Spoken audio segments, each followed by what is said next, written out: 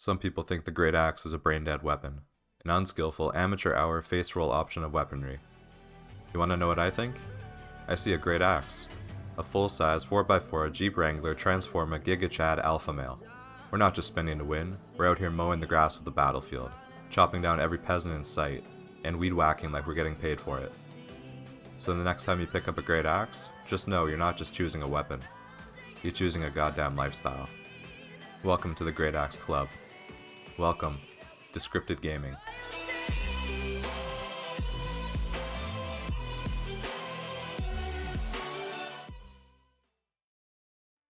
Hey guys, welcome back to episode 3 of Project Black Zone.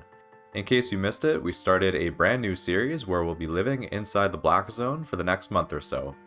We'll be playing outside of Morgana's Rest and diving into all the content that the Black Zone has to offer. So if you missed the last couple episodes, be sure to go back and check them out. But before we get too deep into this episode, I wanted to announce the winner of last week's giveaway. We had over 300 people sign up for a chance to win a Tier 7 Pest Lizard. But in case you don't win, don't worry, as we'll be doing a back-to-back giveaway for this video as well.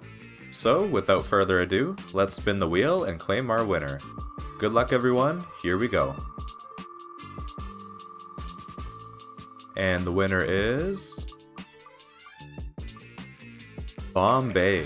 Congratulations my friend, you have won yourself a Tier 7 Pest Lizard. I'll be adding you in-game to trade you the mount, so please keep an eye out on your friends list. And for this week's giveaway, I'll be giving away a Tier 7 Snow Husky to one lucky winner. This mount is extremely fast, especially with its unique ability, Hunting Instinct. This will give you increased movement speed by 90% for 16 seconds, giving you lots of speed to escape from your enemies.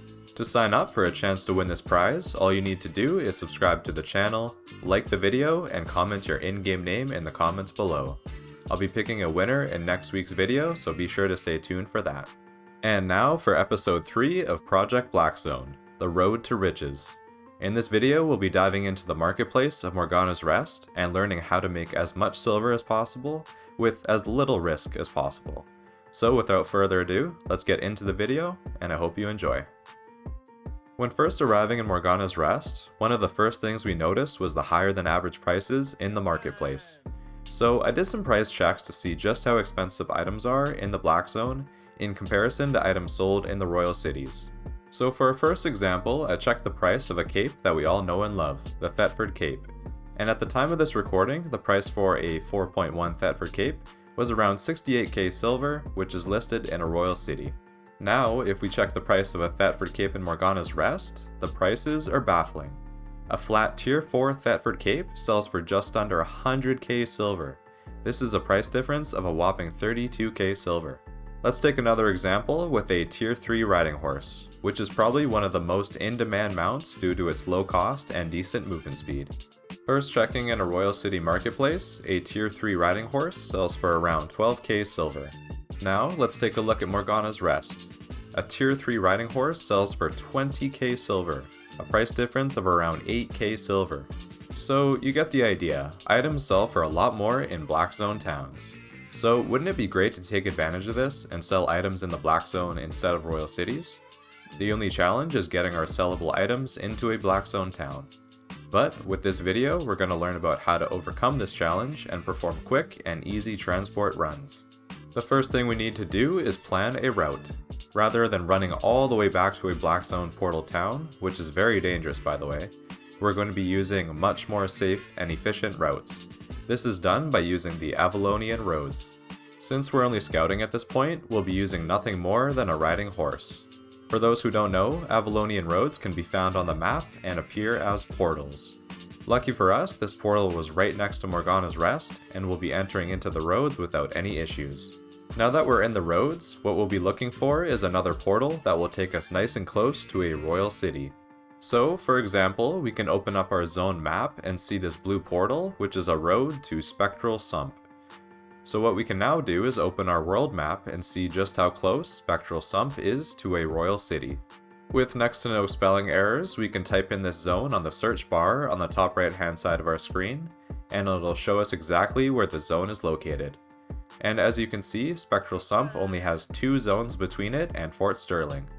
It's worth mentioning that these zones are also yellow zones, which will be extremely safe for transporting our goods.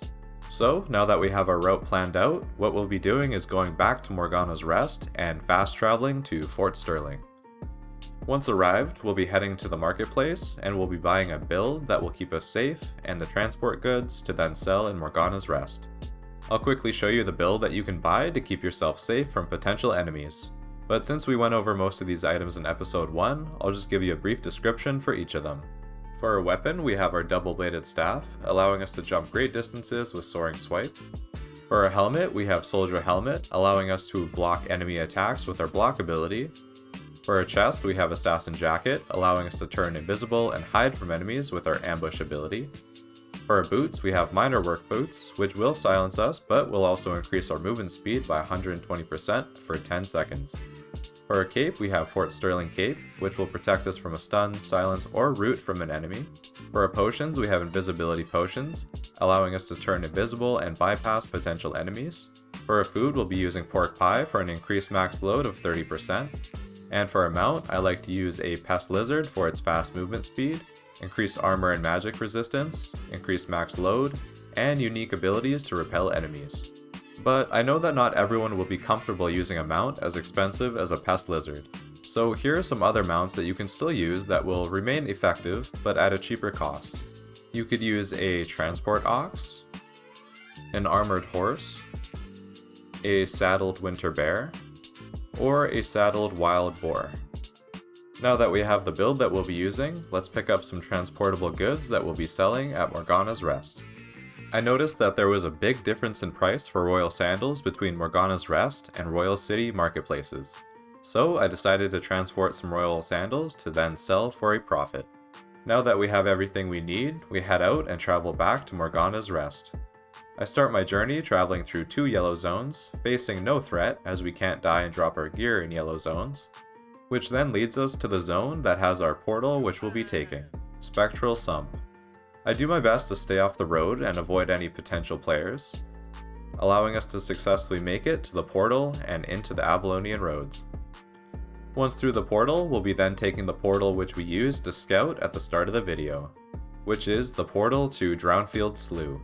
Lucky for us, this Avalonian road was pretty empty, allowing us safe passage through to our next zone. Once through this portal, we'll be into Drownfield Slough, which is a zone that's right next to Morgana's Rest. Notice how I hug the east side of this zone, as there's a narrow path that's far away from any road and will be unlikely to run into players here. And with that, we made it back to Morgana's Rest and can safely sell the items which we transported. If you have any questions or tips about the Black Zone or transport runs, be sure to leave a comment below. Or feel free to join our Great Axe Club community Discord. I'll be leaving an invite link in the video description below, so I hope to see you in there. But that about does it for me. Be sure to stay tuned for next week's video where we announce the giveaway winner and dive into Project Black Zone Episode 4. But until then, stay safe and I'll see you next time.